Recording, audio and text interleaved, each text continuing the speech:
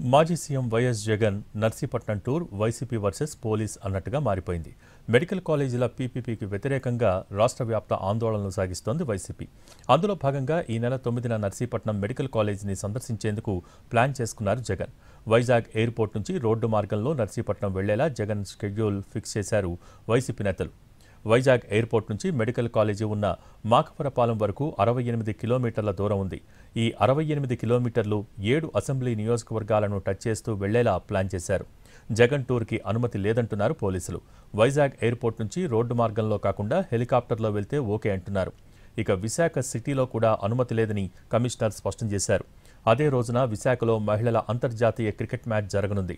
తాము పోలీసుల్ని అనుమతి కోరలేదని, సెక్యూరిటీ మాత్రమే అడిగామంటున్నారు వైసీపీ నేతలు. జగన్ టూర్ని ఎవరూ ఆపలేరని అంటున్నారు.